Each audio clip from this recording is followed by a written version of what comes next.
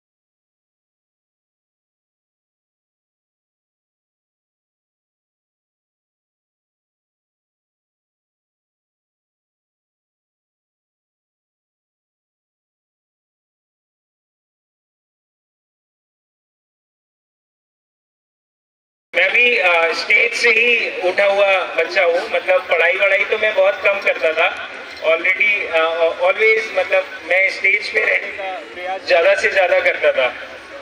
तो वहाँ से क्या है कि ऐसा हो सकता है कई बार कि आपके बच्चे का एजुकेशनल डेवलपमेंट जो है वो थोड़ा सा कॉम्प्रोमाइज़ हो जाए, लेकिन ऐसे प्लेटफॉर्म पे आपके बच्चे का सोशल बाकी लोगों को समझने की जो एबिलिटी होती है और जो एक दूसरे को समझ के वेलफेयर की जो एबिलिटी होती है वो बहुत ज़्यादा बढ़ती है, क्योंकि यहाँ पे हम टीम में काम करते हैं, एक दूसरे के साथ एक दूसरे को सपोर्ट करते हैं, बिना किसी वजह के एक दूसरे को सपोर्ट करते हैं। उसी तरीके की सपोर्टिंग जो क्या बोलेंगे सपोर्टिंग एक इंटेंट है वो हमारे अंदर डेवलप होते रहता है ऐसे एक्टिविटीज़ से, जो कि सोसाइटी को ऐसे बांध के बाद में रखने में बहुत हेल्प करता है।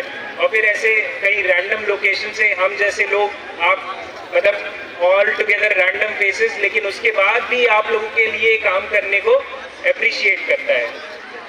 तो thank you management for giving me such honoured opportunity. और इसके अलावा क्योंकि हम यूपी पुलिस के एजेंट हैं, तो एज अ पुलिस एजेंट हम आपसे कहेंगे कि 24/7 हमारे लोग आपके साथ खड़े हुए हैं। एंड व्हेन आई से 24/7 खड़े हुए हैं तो वो खड़े हुए हैं।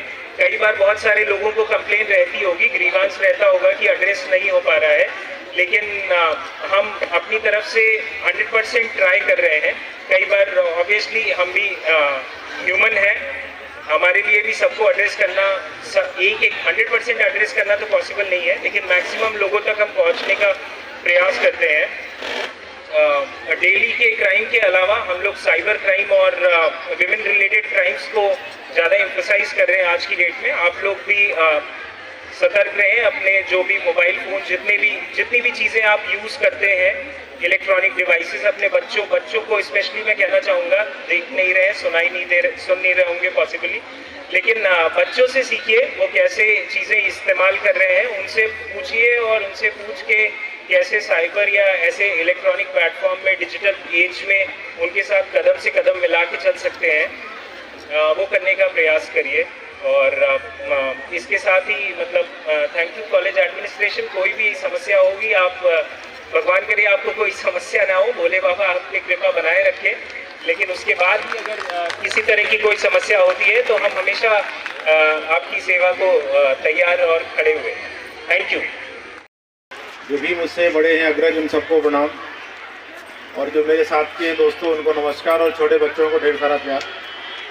जैसे भी हमारे कमांडेंट सर ने कहा कि स्कूल का जो प्रोग्राम होता है ना वार्षिक, ये वास्तव में अलग अलग प्रतिभा आपके अंदर क्या है, कहते हैं ना कि कोई ना कोई एक एक्स्ट्रा एक्टिविटी होनी चाहिए एक छात्र के अंदर, वो दिखाने का मौका होता है। क्योंकि आप जब निकलते हैं स्कूल से, कॉलेज से, तो आप अलग अलग क्षेत्रों में जाते हैं। कोई प्रशासनिक जॉब पे जाता है, कोई डॉक्टर बनता है, कोई नेता बनता है, कोई अच्छा टीचर बनता है, कोई अच्छा अभिनेता भी बनता है। सभी विधाओं में लोग पारंगत होते हैं। तो यहाँ से एक तरीके से उसकी एक पहचान बनती है कि वो क्या हो सकता है, क्या बन सकता है। एक यहाँ से उसका एक अलग दिखता है, अदर एक्टिविटी के रूप में दिखता है। मैं इसके स्कूल के फाउंडर नहीं हैं हम लोगों के बीच, हम लोग उनको भी नमन करते हैं। उन्होंने एक अच्छा स्कूल दिया। सच बता रहा हूँ, मैं पहली बार जब यहाँ पोस्ट हुआ निकलता था तो मैं उस दिन कह भी रहा था मैम से कि मैं स्कूल का बोर्ड देखता था, सोचता था इतने इंटीरियर में इतना अच्छा स्कूल किसने बनाया। तो इस क्षेत्र के लोगों की भलाई के लिए, उनके बच्चों की भलाई के लिए उन्होंने एक ये सामाजिक कार्य किया। क्योंकि स्कूल एक कोई बिजनेस नहीं है, ये आपके बच्चों को शिक्षित करने का, ताकि समाज में वो बेहतर कर सकें, बेहतर इंसान बन सकें। स्कूल क्या है, समाज क्या है, शिक्षक क्या है, एक सामाजिक दर्पण है। वो एक कच्चे घड़े को कैसे एक मिट्टी के उसको बनाता है, एक वो प्रारंभिक स्टेज है। तो यहाँ से आपके इंटीरियर के बच्चों को निकालने का भी एक काम कर रहे हैं, समाज सेवा है। और बच्चे आगे अलग अलग क्षेत्रों में जाएंगे, अपना नाम बनाएंगे तो इस स्कूल का भी नाम बनाएंगे, अपने ज़िले का भी बनाएंगे। इसी तरह की परंपराएं हैं। जो बच्चे बिल्डिंग के अंदर आ रहे हैं, जहाँ बच्चे हमारे सजावट में वहाँ खड़े, उन बच्चों को हटाने का कष्ट करें। कोई बात नहीं, अनाउंसमेंट एक उधर भी चल रहा है बच्चों के लिए। बच्चों को भी समझाना पड़ता है ना टीचर को, तो वो उनका भी एक काम चल रहा है अलग। तो क्या कह रहा था मैं कि जो स्कूल है वो वास्तव में हम लोग पहले बचपन में सीरियल देखते थे, कभी कभार न्यू आता था ऐसे जो स्कूल पे आधारित होते थे, बड़ा अच्छा लगता था देख के, क्योंकि वो हमारी न्यूज़ है, वहाँ से बन के ही हम आगे निकलते हैं। तो और आगे बच्चों को कहूँगा, बच्चों हमेशा लाइफ में सकारात्मक बने रहो। मेरा एकदम क्लियर कट थॉट है। बहुत सारी नेगेटिव चीज़ें आएंगी आपके बीच में, लेकिन सारे के बीच में आप एकदम पॉजिटिव बने रहो। आज का मैं एक छोटा सा उदाहरण बताता हूँ। मैं रोज़ निकलता हूँ घर से तो सोचता हूँ कि मैं 3-4 लोगों की हेल्प करूँगा कम से कम।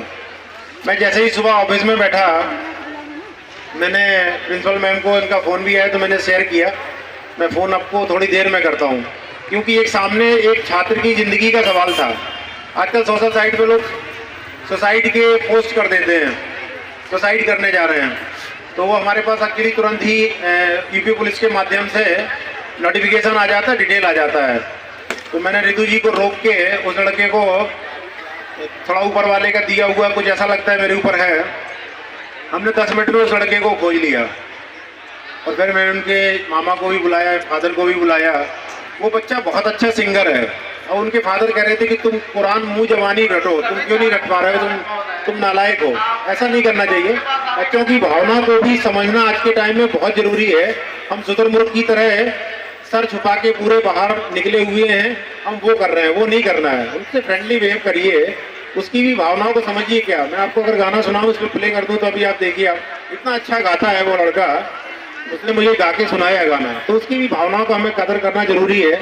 और अगर समय पे मुझे नहीं मिलता तो शायद वो सुसाइड कर लेता। तो हमने सुबह सुबह एक अच्छा काम बोलते हैं ना, सारी चीज़ रोक के वो काम भी किया। तो माँ बाप से भी कहूँगा कि आप अपने बच्चों के साथ फ्रेंडली जरूर बने रहिए, उनकी समस्याओं को।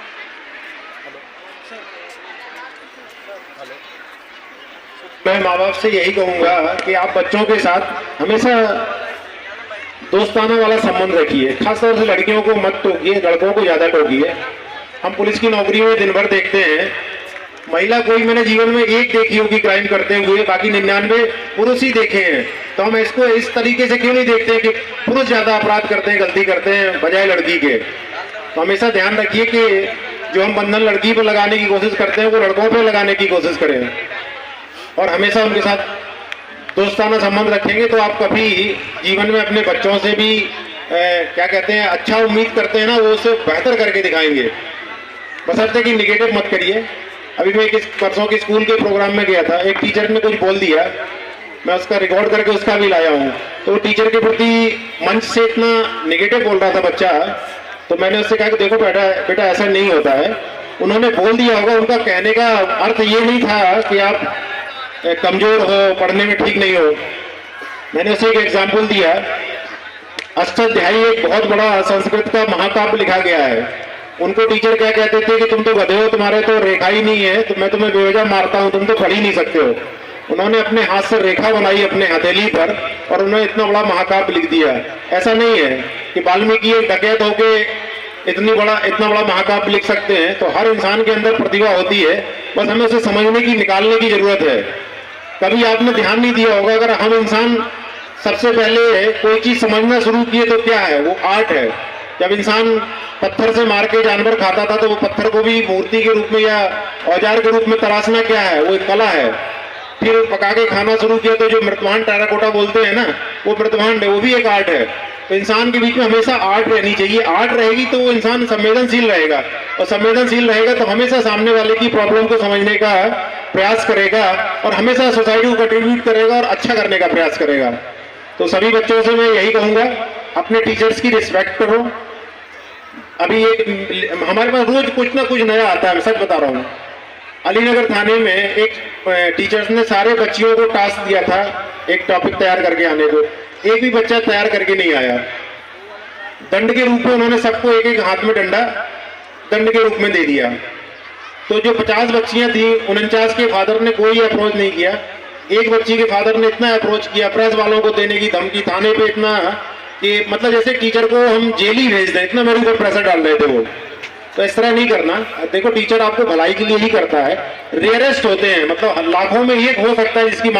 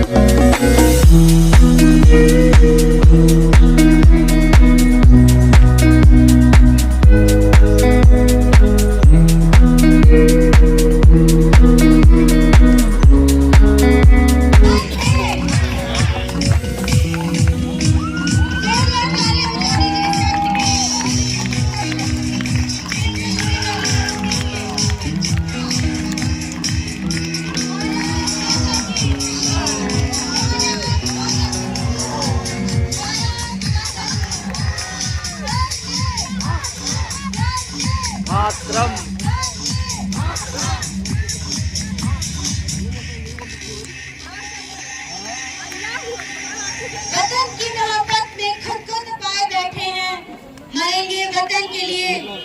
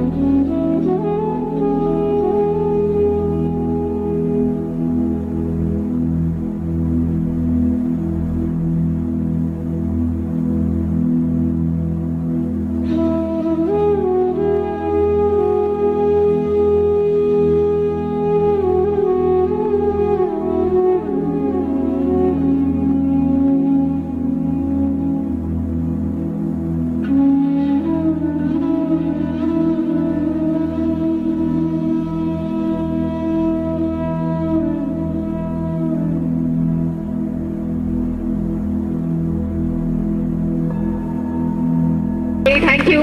I greatly thankful to you. Please, you will welcome in our audience, and it is a very special day on the account of.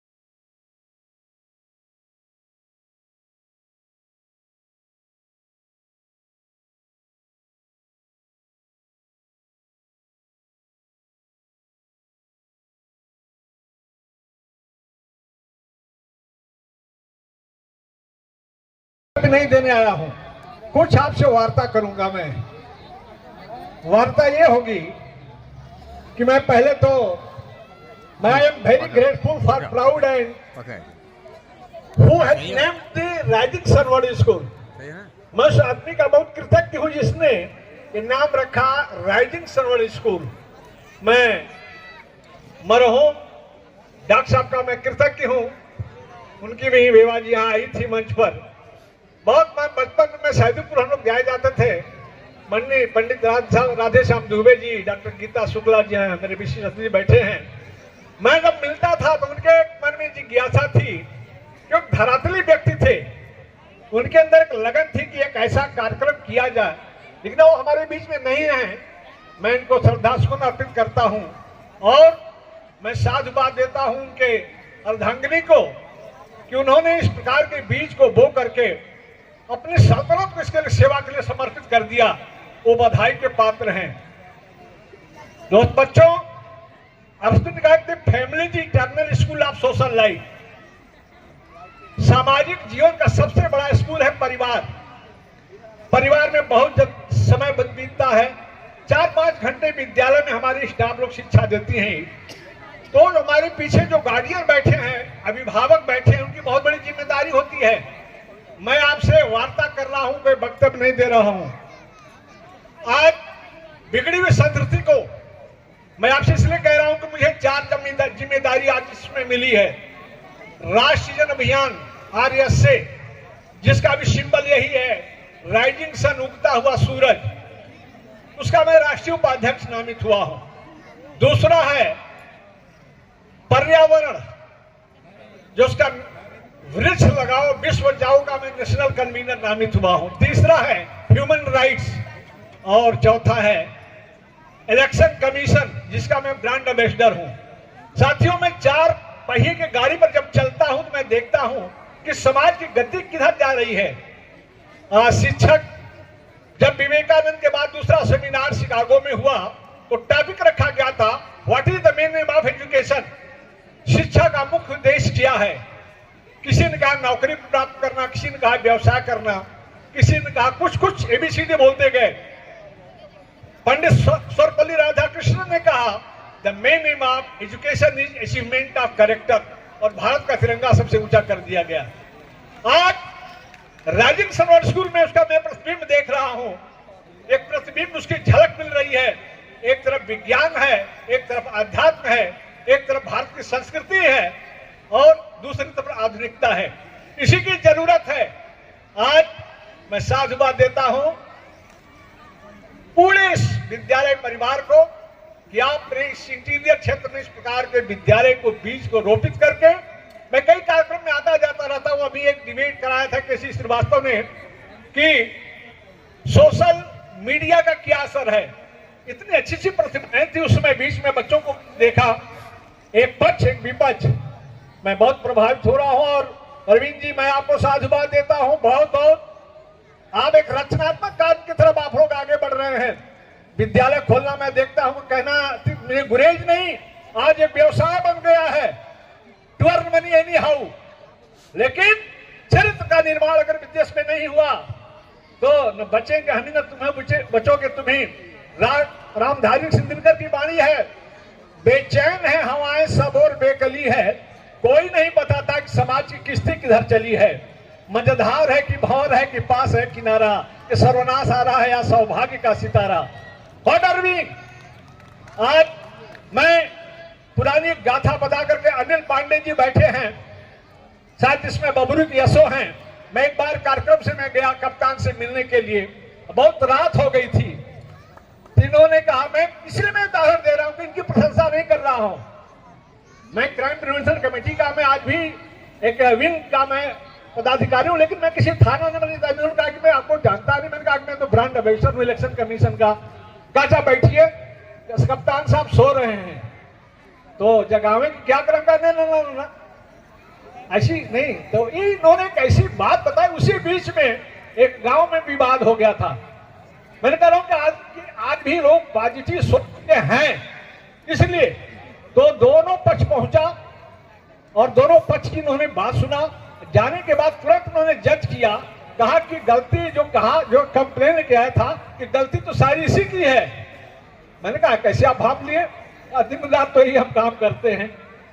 तो कहने का मतलब ट्यूटर, शिक्षक, अभिभावक और पुलिस का अधिकारी या किसी भी इनका जो है अधिकार करने वाला व्यक्ति अगर पॉजिटिव सोच का तुरंत उस नब्ज को पकड़ लेता है। तो आपने नब्ज पकड़ा है समाज का।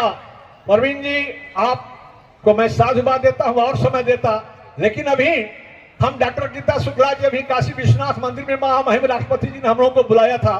फिर 11 तारीख को हमको आमंत्रण मिला है, काशी विद्यापीठ में आ रही है महामहिम जी, और उसमें जैसे आपने अभी बच्चों को किया है उसी तरह कुछ बच्चों को गिफ्ट देंगी या जो कुछ कार्यक्रम हो। अभी मुझे आज शाम को निमंत्रण पत्र मिला, वहां के आनंद त्यागी जी शायद वहां के हैं वीसी। मैंने कहा कि मैं जरूर आऊंगा 11 तारीख को। तो मैंने कहा कि मैं पर्यावरण का पुजारी हूं और पर्यावरण अगर बिगड़ा, सोशल इन्वायरमेंट तुरंत प्रभावित हो जाता है। इसीलिए मैं कहता हूं हर विद्यालय में कि पेड़ लगाओ। अगर नेचर के साथ आपने खिलवाड़ किया तो सोशल इन्वायरमेंट तुरंत बिगड़ना शुरू हो जाएगा। आप देख रहे हैं अभी बच्चियों ने जो कार्यक्रम किया, तो 8-9 डालते हैं। मैं लंबा भाषण नहीं करूंगा। व्यक्ति सोचता है कि हमें कोई पद पैसा प्रतिष्ठा पा जाता है। एक सेल्फ कोर्ट, दूसरा फैमिली कोर्ट, तीसरा सिविल कोर्ट, चौथा district court, high court, supreme court, UNO court और लास्ट में यूनिवर्सल कोर्ट होता है। 8 कोर्ट तक तो अपना जुगाड़ आप बैठा लेंगे, जातिवाद का, पैसे का, किसी प्रेशर का। लेकिन जो यूनिवर्सल कोर्ट है, who is the establish after lord Shiva, lord Shiv उसके शनि देवता हैं, उसमें आप बच नहीं सकते। इसलिए मैं कल प्रधानमंत्री का भाषण सुन रहा था, उन्होंने बड़े जज्बे के साथ बोल रहा था कि आगे आने वाले दिनों में चाहे शासन का आदमी हो, प्रशासन का आदमी हो, अगर गलत करेगा तो चौराहों पर से जनता खींच के उसको किनारे कर देगी। तो समय आ रहा है और इसका संस्कार मैं राजीव संस्कृत विद्यालय से मैं देख रहा हूं, आप संस्कार डाल रही हैं। इसलिए सर, जब भी आप याद करेंगे किसी कार्यक्रम में, मैं फाउंडर जी को मैं यहीं से मरहूम डॉक्टर साहब को मैं धन्यवाद देता हूं, श्रद्धासुमन अर्पित करता हूं और लास्ट में यही कहता हूं कि बेचैन धुंधली भी दिशाएं, फैला हुआ कुहासा, कुचली हुई शिखा से कुछ आ रहा धुआंसा। कोई मुझे बता दे क्या आज हो रहा है, अमोह को तिमी को क्यों तेज रो रहा है। और परवरदिगार परमात्मा से मैं प्रार्थना करता हूं कि मैं दे चुका लहू हूं, तू देवता विभा दे, अपने विशिख नर से आकाश जगमगा दे। प्यारे स्वदेश हित, प्यारे विद्यालय हित वरदान मांगता हूं, तेरी दया विपद में भगवान मांगता हूं। जय हिंद, जय भारत, जय सन राइजिंग स्कूल।